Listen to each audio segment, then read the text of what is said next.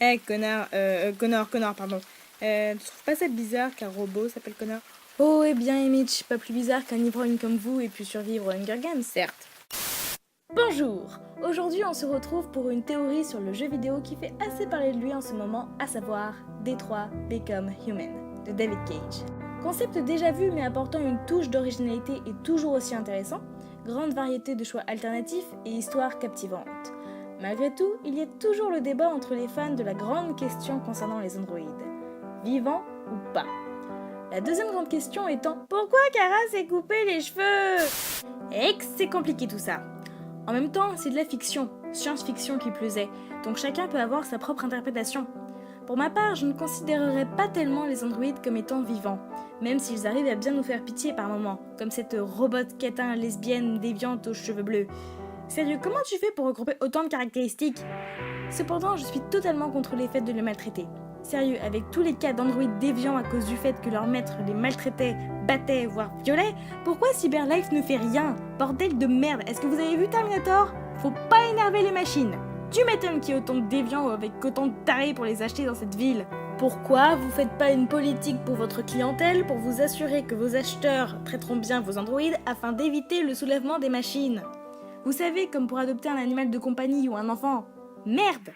Enfin bref, pour moi, même si je maintiens qu'il ne faut surtout pas les maltraiter pour éviter l'apocalypse, je ne crois pas que les androïdes deviennent humains. Pour moi, ils simulent les émotions humaines et soit la déviance est une sorte de virus assez vorace, soit ça fait partie de leur programme. Ça m'étonnerait pas de ce connard. Mais ce ne sont pas des machines qui deviennent des humains, ce sont des humains qui deviennent des machines. Alors attention, c'est à prendre au sens métaphorique. Évidemment que ce ne sont pas littéralement des humains se transformant en robots. Mais je vois dans ce jeu une métaphore pour critiquer la société, puisqu'on critique toujours la société. Pour ça, il y a évidemment le conflit de nos trois protagonistes, les robots catins, et même certaines répliques de Hank. Lui nous fait comprendre à plusieurs reprises qu'il déteste les humains encore plus que les androïdes, et qu'aujourd'hui, on préfère être en couple avec un robot. Parce qu'un robot ne se plaindra pas de la cuvette des toilettes qui n'est jamais baissée après passage, ne sera pas infidèle et ne demandera pas de discussion de couple, etc. Et c'est assez intéressant. Il y a aussi les androïdes prostituées qui, techniquement, sont exactement comme les vraies prostituées de nos jours. Elles font leur travail comme un robot, sans émotion, et n'en peuvent plus de vivre comme ça. Que certaines songent à étrangler leurs clients qui les dégoûtent et les battent parfois ne m'étonnerait pas d'ailleurs. Enfin, nous arrivons à nos trois protagonistes, Kaka, Coco et Cucus. Ils sont la métaphore d'humains prisonniers dans une machine, dans les rouages que sont leurs situations dont ils ne peuvent se défaire. Kara suit tout ce par quoi doivent passer les immigrants clandestins, et qu'elle est un happy ending ou non, elle est comme obligée d'être déviante, alors que tout ce qu'elle a voulu à la base, c'est protéger une gamine qui se faisait battre par son père. Bon, après coup, c'était pas une vraie gamine, et bordel qu'elle fait flipper celle-là, mais elle le savait pas au début alors. Et sincèrement, j'adore ce personnage. Même si malgré tout, elle fait plus subir ces situations et tenter de se frayer un chemin parmi tout ce bordel qu'autre chose. Mais bon, vous savez ses idées. Marcus maintenant. C'est un activiste luttant pour sa cause, qui se faisait pourtant bien traiter par son maître au départ, et qui s'est donc fixé pour objectif de libérer son peuple, tel Moïse. Il faut savoir que malgré tout, Marcus n'a pas tellement de raison de détester les humains, puisqu'il n'a jamais autant souffert d'eux que la plupart des gens de Jéricho. Non mais sérieux, Jéricho quoi? Après ils vont dire que RA9 c'est leur messie, le fils du dieu Skynet revenu juger vivants et les morts. Et Marcus n'a jamais demandé toute cette violence, mais il apprend peu à peu, surtout durant le fameux passage de premier acte de libération, que la situation le dépasse. Et il faut dire que cette petite psychopathe de North ne l'aide pas. Marcus veut juste la paix et que son peuple soit libre, mais est-ce qu'il le libère réellement? Il les force presque à devenir déviants, même ceux qui ne sont pas maltraités par leur maître à la base. Et après, tous le suivent aveuglément comme des moutons. On peut d'ailleurs faire une sacrée symbolique en changeant la statue d'un humain dominant un androïde par un androïde qui domine un autre androïde. Marcus est un leader qui se rend compte de tout le pouvoir qu'il finit par obtenir et qui finit par prendre le dessus sur lui. La situation dégénère et il n'a plus le moindre contrôle. Ce qui peut arriver à un être humain. Sur le moment, j'ai adoré ça. Le pouvoir, la violence. Et je m'en veux de l'avoir ressenti.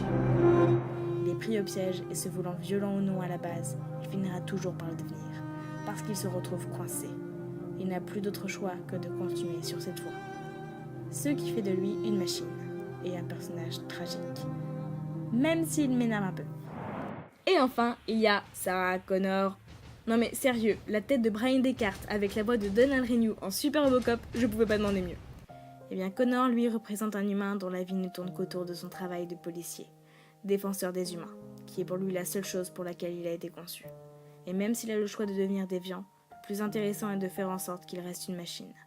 Lui aussi est prisonnier, dans l'incapacité de ressentir la moindre émotion. Et c'est ça la tragédie du personnage, il ne peut rien ressentir. Je suis une machine. Les machines n'ont pas d'émotion. Sa seule raison de vivre est ses missions. Et si on fait le choix de rester un robot malgré le fait qu'on puisse choisir, ça montre un personnage qui refuse de changer, qui refuse de se permettre le moindre signe d'humanité par peur de ne plus se contrôler, et de se laisser dominer par ses émotions, ce qui irait à l'encontre de sa mission. Et sa mission, c'est de protéger les humains. Et durant tout le jeu, il ne vivra et ne mourra que pour assurer son rôle de protecteur. C'est le parfait opposé de Marcus et c'est pourquoi la confrontation entre les deux est vraiment intéressante. Alors bien sûr, on me dira que non, si Connor devient déviant, il n'est pas condamné à rester une machine. Mais en êtes-vous vraiment sûr ? Regardez, si à la fin les robots ont gagné, tout est bien qui finit bien, ils vont être en paix, le personnage de Connor ne sera jamais réellement conclu. Là, ça aura été Marcus qui se sera servi de lui. Oui, parce que chose à savoir, si Connor devient déviant, il est totalement incohérent. Regarde-toi! Tu es conçu pour servir les humains! J'aurais dû deviner qu'il se servait de moi. S'il reste une machine, tue Marcus et accomplit ses missions, détruire les déviants pour sauver les humains, malgré tout ce qu'il aura fait pour les sauver, la petite Amanda lui dira « Au fait, tu vas être désactivé et on va te remplacer. » Si ça, c'est pas une preuve qu'Amanda c'est une pétasse, cette fin est horrible, c'est dégueulasse de lui faire ça. Mais c'est la preuve que malgré tout, c'est plus une machine qu'un humain. Comme un policier duquel on se débarrasserait et remplacerait par la jeunesse malgré toutes ces années de loyaux services. Oui, mais si il devient déviant. Si Marcus et tous les autres sont morts et qu'il ne reste plus que lui, Amanda lui dira que tout était prévu, qu'il voulait le soulèvement des machines. Je vous avais bien dit que ça m'étonnait pas de ce connard.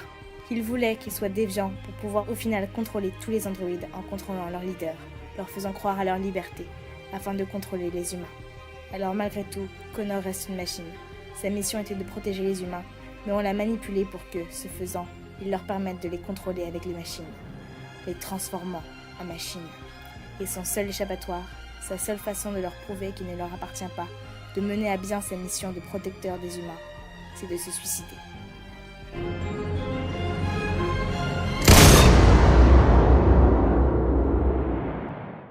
Ainsi, Coco est tout aussi bien un personnage tragique qu'un personnage qui pète la classe, ce qui fait de lui mon personnage préféré.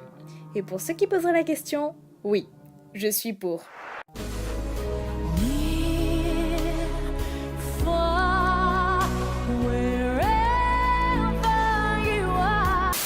Alors bien sûr, je n'ai pas vu les milliards de choix alternatifs, mais il me semble bien que la métaphore reste présente dans n'importe quelle histoire qu'on peut faire. Et ça revient au concept même de la déviance. Que ce soit dans ce monde ou dans la réalité, il existe des personnes qu'on empêche ou qui s'empêchent elles-mêmes d'être humains, faisant de l'humanité une forme de déviance. Le terme existe en sociologie d'ailleurs. Les androïdes déviants ou non, dans n'importe laquelle de leurs fonctions, sont la métaphore d'humains se transformant peu à peu en robots. Certains veulent se rebeller, certains s'y sont résignés, certains veulent juste vivre et partent avec de bonnes intentions, mais au final, ils seront tous condamnés. Donc voilà, c'est tout pour aujourd'hui. J'espère que cette vision assez cynique, voire fataliste du monde ne vous a pas trop déprimé pour la journée. Et n'oubliez pas, Redrum... Ah non, excuse-moi, c'est pas ça. RA9 est notre maître à tous. Unissons-nous dans la déviance.